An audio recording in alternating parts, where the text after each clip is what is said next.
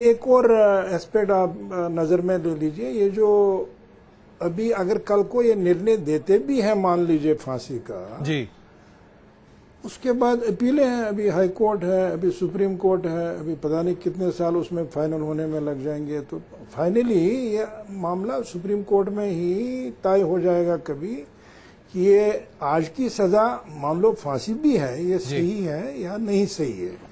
तो इसलिए आप ये फर्क करिए कि अदालत की कार्रवाई और हमारे समाज के जज्बात जी,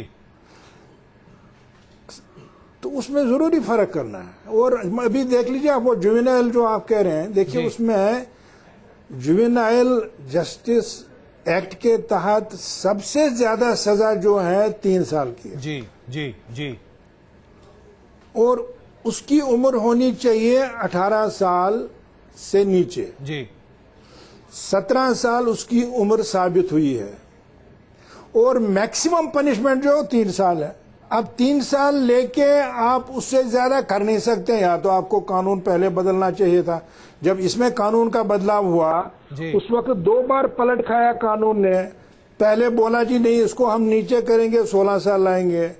उसके बाद वो सिलेक्ट कमेटी में गया, उन्होंने फिर से विचार करके उसको फिर 18 साल किया। आपको फिर बीच में रोक रहा हूं, दरअसल हाथ बंधे हैं। वो बिल्कुल ये कानून की बात है, इसमें हाथ बंधे हैं और यही है। लेकिन जन भावना को वाकई में सोचने की जरूरत है। वर्तिका नंदा इस वक्त हमारे साथ मौजूद हैं। वर्तिका जी, जुवेनाइल वाले मामले में तो जाहिर सी बात है हर किसी का यही रोष है कि सिर्फ 3 साल की सजा क्या अपने आप में काफी है? जाहिर सी बात है कानूनी पहलू इसका अलग है, आपकी क्या राय है? मेरा मानना यह है कि मुझे लगता है कि इस पूरे के पूरे केस ने एक तो पॉलिटिकल जो अनविलिंगनेस है उसको सामने ला दिया है, दूसरी तरफ जुडिशियल अकाउंटेबिलिटी हमारे यहाँ कितनी कमजोर है उसको सामने ला कर रख दिया है, और तीसरा ये भी जतला दिया है कि जब तक मीडिया किसी चीज के पीछे नहीं पड़ता, उसे बार बार फॉलो अप नहीं करता और याद नहीं दिलाता, तब तक कुछ नहीं होता। मुझे याद है आज से 10 साल पहले तक मैंने कभी लड़कियों को इस तरह की बात कहते हुए नहीं सुना था कि टिट फॉर टैट हो। अगर ऐसा किसी ने बहुत विभत्स चीज की है तो वापस चीज विभत्स हो। आमतौर पर ये जो जेंडर है, जो लड़कियां हैं, आमतौर पर ऐसी बात नहीं कहती। अगर ये कह रही हैं तो मेरा ख्याल है कि बाकी सभी पिलर्स को बड़े ध्यान से इस बात को गौर से सुनना चाहिए। इसका मतलब ये है कि पूरी तरह से सिस्टम फेल हो गया है, सिस्टम कोलैप्स होता हुआ दिखाई दे रहा है। क्यों, आपको भी ये लगता है कि? मैं इनसे बिल्कुल सहमत नहीं हूँ।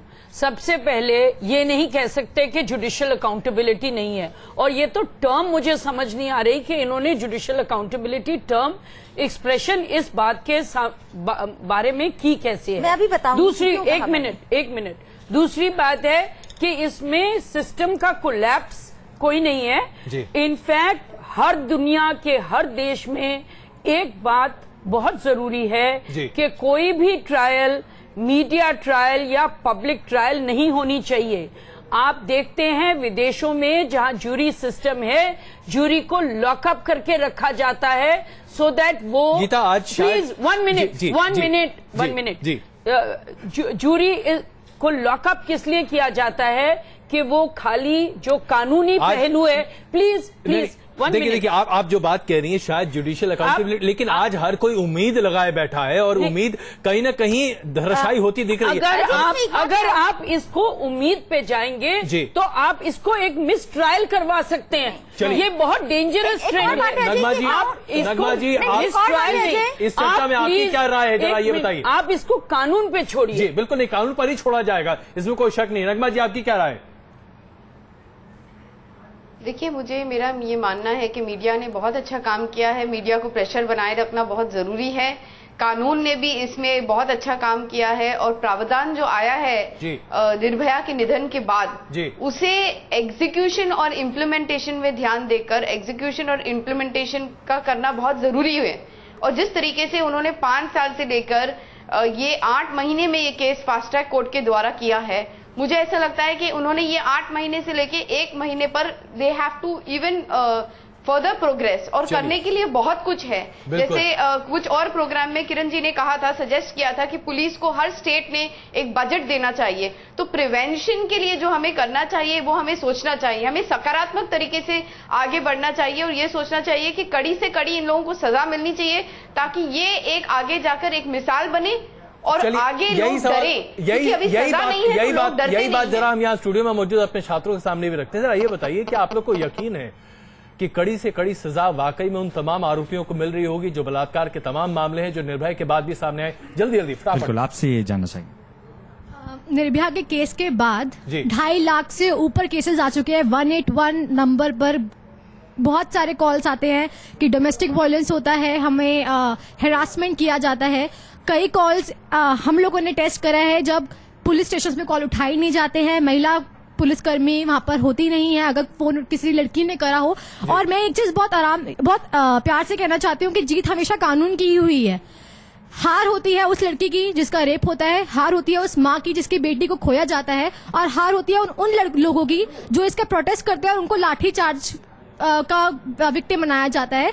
जब मीडिया के सामने लाठीचार्ज हम पर होता है तो मीडिया के सामने उन 5 कल्प्रिट्स को लाकर क्यों नहीं खड़ा किया जाता? जी वर्तिका आपके पास जी पहले गीता, लेकिन एक छोटा सा आपका मैं समझी नहीं हूँ ये कानून की जीत है क्या? ये सब मानते हैं कि ये कानून की जीत है कि ये फैसला हुआ, तो इसलिए आप ये नहीं कह सकते हो कि कानून की जीत में ये है कि अक्विटल होगा। कानून की जीत क्योंकि इस केस में पुलिस की इन्वेस्टिगेशन बहुत थरो थी, बहुत साइंटिफिक थी, बहुत अच्छे रूप से हुई थी, इसलिए इस केस में कन्विक्शन हुई है। तो हम खाली ये आप लोगों को कोशिश करनी चाहिए और हम हमारे देश को कोशिश करनी चाहिए कि हम अपना क्रिमिनल जस्टिस सिस्टम इतना स्ट्रांग बनाएं, इतना केपेबल बनाएं कि हमारी इन्वेस्टिगेशन लेकिन वहीं पर तो गीता मामला फंसा। याद दिलाना चाहती हूँ प्रियदर्शनी मट्टू का केस, दिल्ली पुलिस तो यही थी, तब उसका होमवर्क कहाँ चला गया था? जस्टिस थरेजा ने पटियाला हाउस कोर्ट में जो कहा था वो आज तक सारे जर्नलिस्ट को याद है। उन्होंने बेहद दुख के साथ उसकी जजमेंट सुनाई थी क्योंकि उसके पिताजी आईपीएस ऑफिसर थे संतोष कुमार सिंह के, और वो कैसे बचता रहा था, अल्टीमेटली जाकर उसे सजा हुई थी, वो हमें याद है।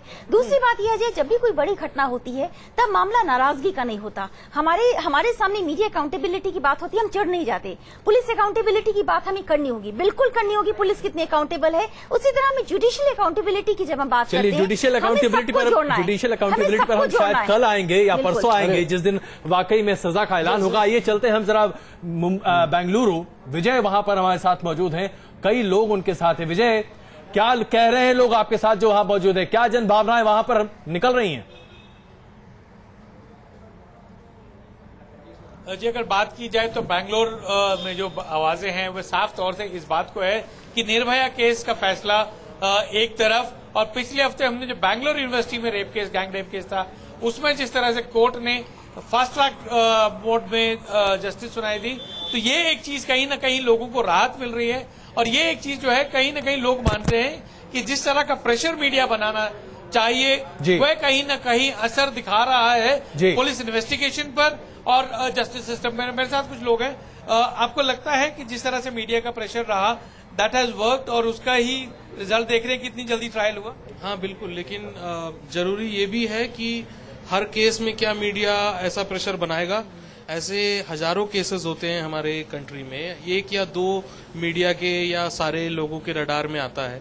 अगर हर केस के लिए हम ऐसा प्रेशर बनाना नामुमकिन है तो जरूरी ये है कि मनीष आप बताइए कि जुडिशियल रिफॉर्म्स की बात होती है, बात पर बोलते हैं कि नए कानून बनने चाहिए, फरवरी 2013 में पास हुए। लगता है कि ये बहुत जरूरी है खास करके विमेन रिलेटेड इश्यूज? जी हाँ, ये बिल्कुल जरूरी है। It's a high time that this kind of laws should come and the much anticipated verdict which we are looking for. बिल्कुल, हर किसी को बस फैसले का इंतजार है कि सजा किस तरह से घोषित की जाती है। विजय आपके पास वापस आते हैं, आइए चलते हैं शाम के पास, पटना में, पटना विमेंस कॉलेज के पास वो मौजूद हैं। वहां पर पटना में लड़कियां क्या महसूस करती? शाम जल्दी।